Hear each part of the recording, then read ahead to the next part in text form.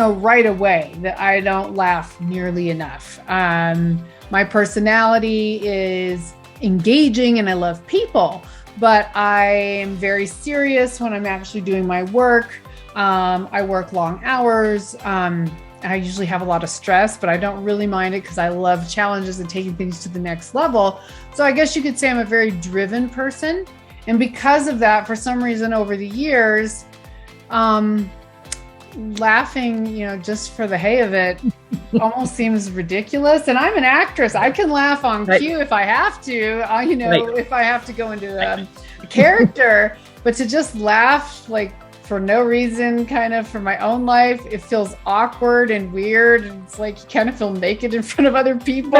And I'm like, oh, this is stupid. Like, what is happening? So, welcome back to Scottlin Talks, bringing you less stress and more success with, got it, the power of joy. I'm Ann Scottlin. Thank you so much for joining me again here today. Please do like and subscribe to this platform so that I can help keep this content coming to you. And today we are talking more about healthy ways of work-life integration, how to make life a better and more energetic and joyful place. And the perfect guest would be someone who's an expert around laughter, since one of the key pillars of joy is finding your laughter. So today in the studio, I have Sarah Routman. Hi, Sarah.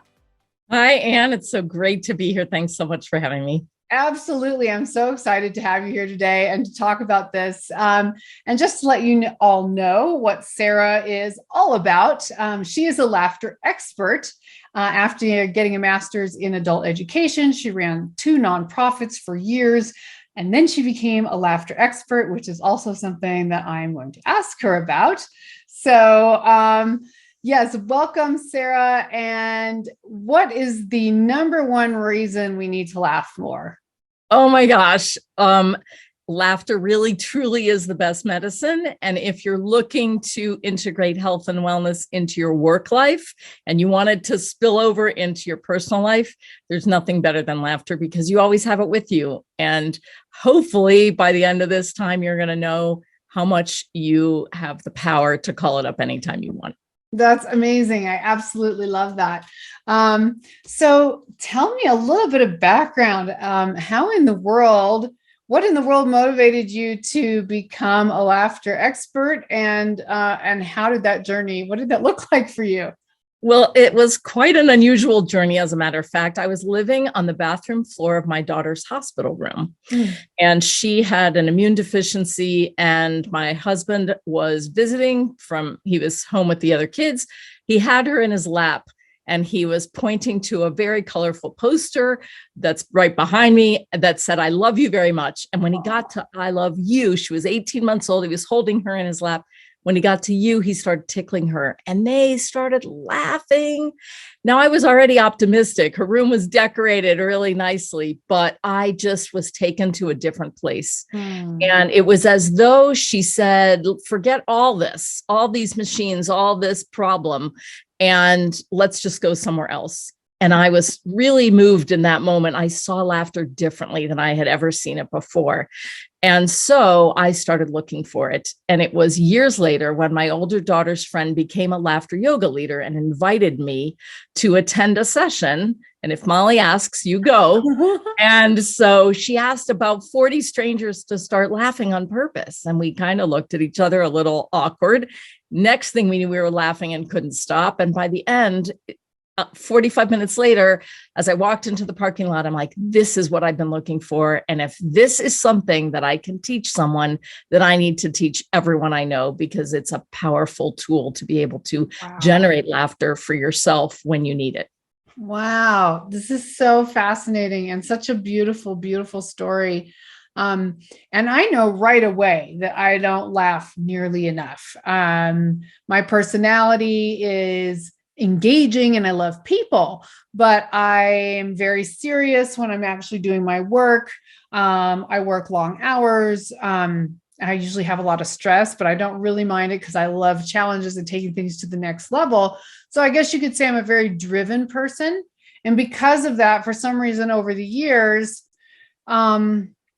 laughing, just for the hay of it almost seems ridiculous. And I'm an actress. I can laugh on cue if I have to, if I have to go into a character, but to just laugh like for no reason, kind of for my own life, it feels awkward and weird. And it's like you kind of feel naked in front of other people. And I'm like, oh, this is stupid. Like, what is happening? So, how do you deal with that when people come into this and have kind of these normal doubts, I guess? Well, so it's really all about education, because once you learn some of the science behind intentional laughter, purposeful, playful laughter, it really unlocks a key that gives you permission to put more play into your life. It's very tied to play. And then it's almost like play is the thing and laughter is the side effect. And so you're starting with the desire for the side effect. And so how do I get there? And so what happens in your body is your body doesn't know the difference between laughing on purpose or waiting till something's funny. Now, what percentage of laughter do you think comes from thinking something is funny? Well, in real life, most of it. No, only 20%. Only 20% of laughter comes from humor. Now, as adults, we tend not to laugh as much. Kids laugh hundreds of times a day for no reason. And as adults, most adults would fall into the same category that you described yourself. It's not that they don't want to laugh, but just escape them because they're focused and they're serious. And in fact, laughter can help you become more focused even, but it takes away the stress. Like right now, $19 billion a year is spent on healthcare costs related to workplace stress. And that was before COVID. And so we're holding a lot of stress in our body. And if we can learn how to de-stress in a moment by adding some joy and laughter, oh my gosh, it helps us with focus, with team building. And there's so many really cool little tidbits of science that help you to unlock that awkwardness. And when you know that people tend to laugh when they're awkward, when they're scared, then that kind of gives you permission. No, that does make sense. Yes, it does make sense. It's easy to laugh when you're nervous, for some people, when you're awkward, when you're scared, as a deflection if communication is awkward, so many different things. But I know that this is not humor either, but I love dogs. All my listeners and viewers. Oh, yeah. I love dogs, and you do too. Right. So when my little dogs come running in and they're doing something funny on the floor and they're like chasing each other and one's got the other one by the tail and they're goofing around, and it's so sweet and so cute and so really joyful, right? Yep. And I just laugh out loud because it's so precious.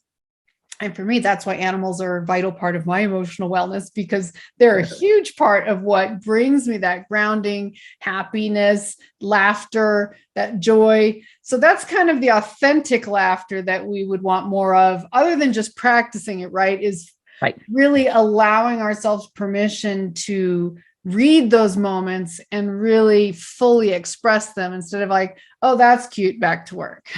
Right, exactly. So in that moment when you are laughing because of your dog, or if you have a child or you're watching children play, it's a tiny little moment when we give ourselves permission to be in that moment. And if we can let go of self-judgment and not stop ourselves, like really let that laugh come out and be as big as you want it to be in that moment, because somewhere along the line as adults, we stop ourselves from just laughing out loud. Even when you're nervous, it's okay to just really let it go. Yeah. My daughter laughed at her grandfather's funeral hysterically. Now, thankfully, it did sound like she was crying because she felt but she came to me, Mom, what's wrong with me? And your body has this wonderful gift that it gives you. When you laugh, it helps you find equilibrium. So if you can embrace that without calling it up on purpose, when your body gives it to you, just let it go. Don't hold it in, because it's helping you to feel better in a moment. So when you're stressed, it just gets you in a balanced place. That is amazing. And actually makes me think, because obviously we're all different, even, biologically, and, generally male or female. We have different relationships with emotion, or at least how we've been taught we can practice it to be reasonable, right? But I know for years, I would need an emotional outlet. And as a kid, you can't laugh at your parents when they correct you, or it's not a successful Right. enterprise. Right. But I learned, and my parents were strict. They weren't indulgent at all, but also I was in an environment where I couldn't really express what I thought. Mm-hmm. So I learned to cry. I learned I don't think I was trying to get pity at the beginning. I think I just realized that crying actually made me feel better. It was a way of getting it out, which is absolutely healthy, and all human beings should be able to do that. Mm-hmm. So that became my go-to. If I had a really bad day at work as a young adult, I'd go home and have a good cry. And I didn't cry at work, thank God, most of the time. Right. But I would go home and have that good cry. But what I didn't realize was there would be other ways to emotionally vent that pent-up energy, mm-hmm. like laughter. Right. Because the crying did tend to take me to a pity party place. It was sort of a self-indulgent place. And there's not nothing intrinsically wrong with it, but it wasn't necessarily doing any good for me other than just creating this outlet, letting off steam. Right. So, how would I teach someone else how to go to laughter instead? Well, so it's important to have two disciplines. The first one is we don't have to have humor. Humor is fabulous, but it's not necessary. And so we're 30% more likely to laugh if we're with someone else. So getting together with someone else, one little tiny exercise that you might do is something called smile ups. So if you're in a moment and it's a little stressful, or you just know I'm about to walk into a meeting and I want to present my best self, right? And I want to plaster a smile on my face, but it feels really weird. Okay, so practice first, go to a mirror, unless you have a person that you could practice with, and do 10 smile ups. Smile ups is like push-ups for your mouth. And it's just a smile and then a relax, a smile and a relax. Now, what you're doing while you're smiling is you're sending endorphins to your brain. This is number 4. Those endorphins are sending stress out the window. So stress is disappearing from your body. We're at 6 now. And now dopamine and serotonin are coming in, and they're taking a vacation in your body. And that means that they're flooding your body with all these feel-good chemicals, and you're literally shifting your brain chemistry. And I think I have one more after this. And if laughter comes in the meantime, that's okay. Mm-hmm. And often if you do this with someone else and make eye contact, you will start to giggle because you feel a little silly and ridiculous, which is okay. And one of the big distinction is when you do this is called laughter yoga. It's heavy on the laughter, light on the yoga. There's some breathing involved, but it's not special positions or a yoga mat or anything like that. But one of the big rules is if you're doing it with someone else, you make eye contact. If you're doing it alone, you try to use your imagination or a mirror so that you are still making eye contact. And the most important rule is that you suspend judgment of yourself and everyone else. So give yourself permission to go into smile ups. And now you're carrying your best self into that meeting. Yeah. And if you need, okay. That's a great tool. Right. Yeah. Huh. Okay. So smile up. So I love that. So this is about kind of changing your own energy and focus. And I'm thinking about a meeting tomorrow I'm going to use this for. Yeah, great. It's a very high stress. So big presentation, a lot of people. So I'm like, oh, this is a perfect time to take myself a little less seriously and kind of loosen up. It's kind of like, the actors, whatever, right?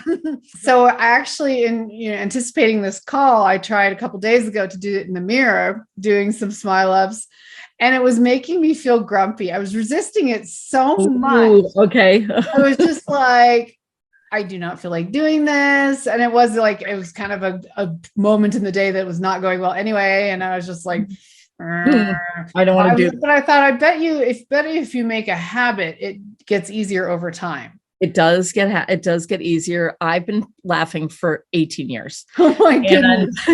And it's on purpose. That's amazing. Well, and I've been doing it every day since March 9th of 2020, because that's when, the world was turning and everything was stressful. And so I started doing Facebook Live every day for 20 minutes. Wow. And it really is about creating a daily practice, because the more you do it, the more it becomes your go-to. Right. So, but if you're trying Smile Ups and it's not working for you, then there are two other possibilities that are really good to ease yourself into it.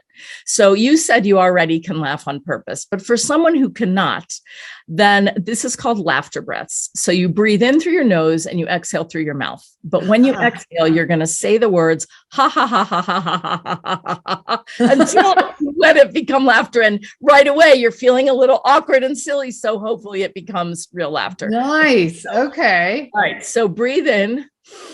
And exhale, ha, ha, ha, ha, ha,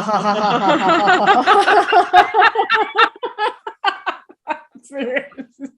And you can do that a few times. Now, if you're still finding if that's still not working for you, then try a gradual laugh. So we just experienced laughter as ha, ha, ha. But now go ahead, close your mouth and try to say ha, ha, ha. You can't say ha, ha, ha, right? So if we try to do gradual laughter starting with our mouth closed and let it gradually show your teeth and open up, you'll move from that to ha, ha, ha. Okay. So kind of in your mind right now, what I'm going to try to do is imagine that I'm feeling grumpy and that I don't want to do it.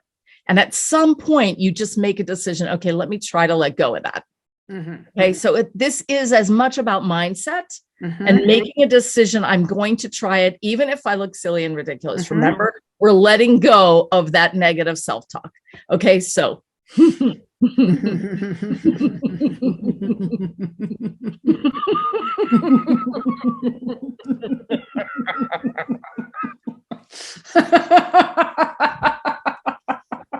at some point it just becomes real. And that's the point. You start out allowing it and then letting it just flow and see what comes. Wow. Yeah. That physiologically makes me realize how often I take myself too seriously. Oh, yes. So the resistance is really that, like right away, it is something about taking some sort of pride or just the habit of taking yourself too seriously and not wanting to loosen up, literally. Right. Right. Well, and in fact, research tells us that when you laugh with someone and make eye contact, you're much more likely to share honest things about yourself, whether you've laughed with strangers or friends. So think about that for team building or for trust in your office. Right. And so if we can create a more playful culture, it doesn't mean I don't care about getting my work done. In fact, there's a teacher in India who is full-time. All they do all day long is go class to class, teaching laughter yoga, doing laughter yoga with the kids. And imagine how if you have lots of energy and you're trying to get that energy out and you can let go with lots of laughter, it actually helps you become more focused. Yeah. So you're serious at work and you're taking yourself seriously. But as the stress builds, you're getting distracted, you're getting overwhelmed, you're getting burnt out. Absolutely. But if you have that release, like you said, you'd go home and cry. You bring that release with you and you feel okay to laugh. Okay, everyone has a smile buddy. Okay, it's time for Smile Ups. I actually have a program at a corporation where we do laughter drills. So I empower a couple of people with whistles with little smiley faces, and we teach them that randomly throughout the day, and they can choreograph it with each other and figure it out within the culture. They're just going to blow the whistle and say, laughter drill, everyone laugh for no reason, and everyone thinks it's ridiculous and they're like, but somebody laughs. And now somebody else laughs and like, how ridiculous is this? And before you know it, everyone feels better. It's an incredible relief. Yeah. Wow. And it takes a lot of sort of willpower if you're leading that, or you're really dedicating yourself to the process. Right. And then once you actually go, I can only imagine, how much good it feels at the end. So one distinction. So you've definitely specifically said how laughter yoga and, or laughter practices that you do doesn't necessarily specifically involve humor. You're not laughing at something. Right. But if someone was struggling to get their laugh back, do you also think it's okay if they find those funny animal videos or whatever that make them cry? Absolutely. Even though most of us only get our laughter from 20% of humor. Yes. There's nothing wrong with humor. Yes. The one distinction I would make is because we're asking people to not judge ourselves or anyone else, then the preferred kind of humor, if you're going to use humor, is going to be the humor that is not making fun of someone or at someone else's expense. And that's a distinction that I personally I love that. And I think one of the things that makes laughter so good is when you have that distinction, sometimes you get put in a box of you don't have a good sense of humor. What's wrong with you, Sarah, that you don't like making fun of other people? Well, okay, I can laugh as good as everyone else. And we also laugh sometimes just to fit in. Sure, so of course. You find yourself laughing at something that you don't really think is funny, but everyone else is laughing. Yes. It's okay. Don't judge yourself harshly for doing that. Just laugh. Yeah, no, I think that's such a great explanation and kind of how they're different. I know one of my favorite kind of YouTube enterprises, if I want to increase my laughter in the past, till I've learned these tools, was not necessarily laughing at people getting hurt. Like that's just not my thing. Like I can't watch that kind of, it does not make me happy at all. But there's a few out there that are like spoofs of news anchors who couldn't stop laughing. Yes. So you're laughing with them. You're not really laughing at them, and they can't stop laughing. And I literally will cry from laughing so hard. So anytime where people have, spoofs from real live shows where they could not stop laughing and the directors can't get them to stop, it's just the best because it's that kind of laughter too. It's that contagious kind. That's the one they have, and they can't get rid of it. Yes. And it's just the best. Yeah. I have a couple favorite videos that get me laughing. One of them is there's a video of 4 babies laughing with their mom in the bed, and it's quadruplets, and they're just laughing for about a minute and a half. And it's really fun. And then there's one about some Scottish men in an elevator, and it's a voice activated elevator. So they're trying to get the Scottish accent to be understood. And of course, you can totally understand them, but the elevator can't. It's hilarious. It's amazing. Okay, now I'm going to have to look those up because those sound fantastic.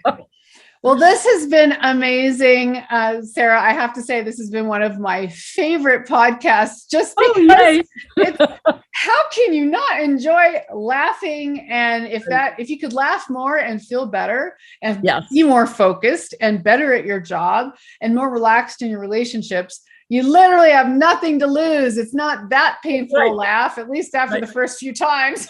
The only side effect is you're going to feel better. This is up, win. Yes. Well, this is awesome. So please tell my listeners where they can find out more about you. So if you visit my website, laughhealthy.com, you'll find all my social media there. You'll find my laughter coloring books and planner there. And you'll find all about me. That's amazing. So please check out Sarah on her website. We'll also put it in the notes.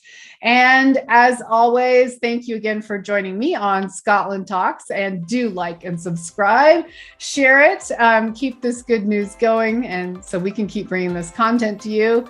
As always, you can read more about me, my books, and my services at AnneScottlin.com. That's ANNESCOTTLIN, or on social media at Anne Scottlin. Sarah, thank you again so much for being here, and I wish you a very laughable week. Oh, thanks so much. I really appreciate being here. Bye-bye. Bye-bye.